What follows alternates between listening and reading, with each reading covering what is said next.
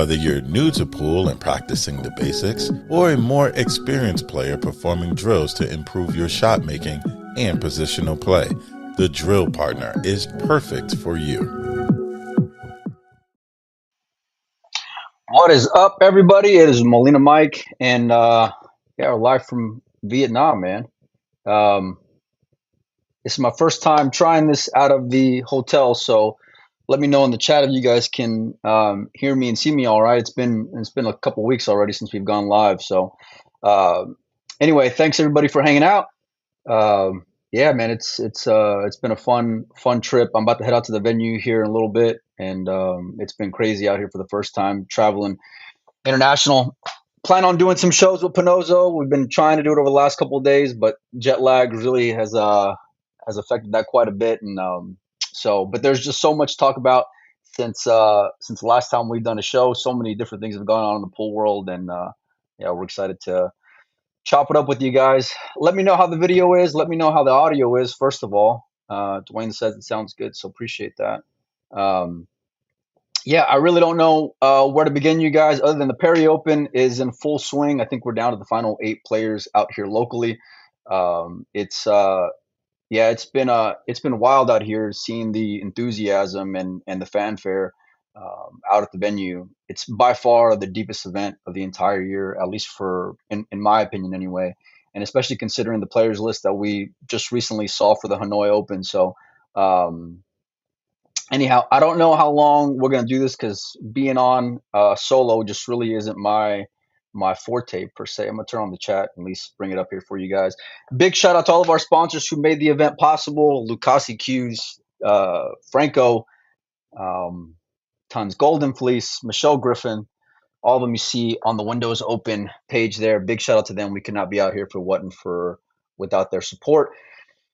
From here, we're going to Hanoi this weekend, and yeah, that's really going to be like the main event, at least as far as tournament play goes. And then following that, we'll be out there for the Reyes Cup, which I cannot be more excited about. So let me know what you guys want me to talk about. It's been, like I said, just a little bit, and it's 9 a.m. in the morning out here in Danang.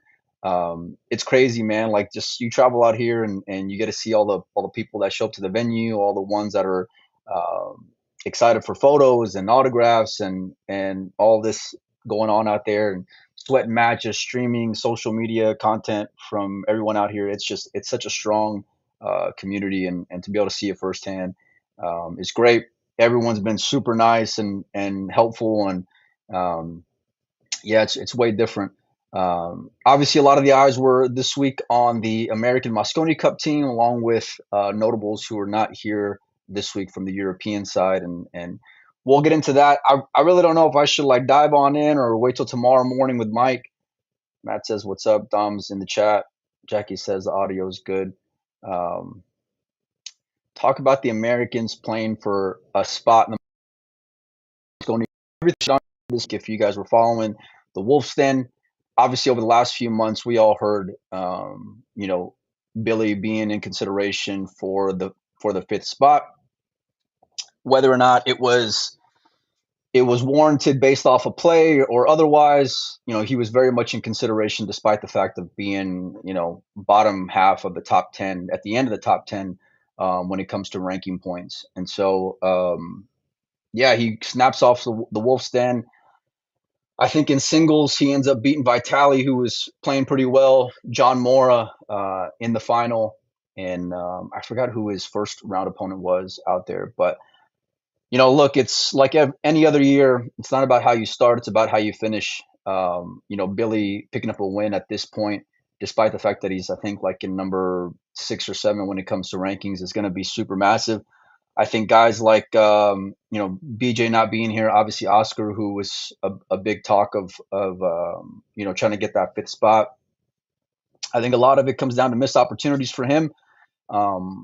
Had some really quality wins throughout the year when you think about the likes of Filler and Albin and Jason, but getting that final like with Huang out there at the Scottish, and I think it was in Mexico against Jonas or something, but despite like consistency and steadiness, you got to be able to close, and that's what I've been telling them over the last couple of days and last couple of weeks, rather. So, Um, Again, I think in this case, uh, given given the fact that Billy takes off a big tournament at this point in the year, I think is all the excuse that were needed to justify giving him the spot.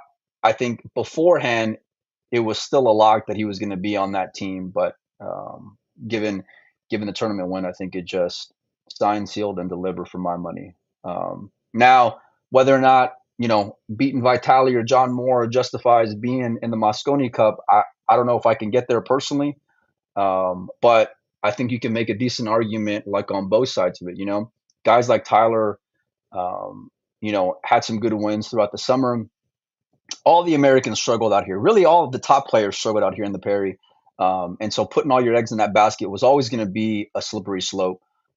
It's so deep, and trying to like swing for the fences in the bottom of the ninth is never a good recipe, right? So you want to be able to do the work throughout the year. Tyler's in a good spot. Sky's an automatic. We all know Federer and Shane are going to be out there. And that fifth spot was really the one, even at the beginning of the year, that we all thought was going to be um, really like the only one that was actually open per se. But you got to close, man. You got to be able to finish. You got to take the opportunities whenever they're there. Um, you know, it's going to be an interesting few weeks, and Hanoi is still an opportunity for a lot of these guys to further validate their case, or, you know, skate to the finish line or cruise to the finish line, depending on how you want to look at it. But big congratulations to Billy. Snapping off Wolf's Den is big. It was probably the biggest money event here in the States up until this point. And then following that up at the Perry Open, I mean, like I mentioned a little bit ago, nobody really did well as far as the Americans. Shane loses to James, I think through singles, which kind of an upset, kind of not. We haven't seen James in a while.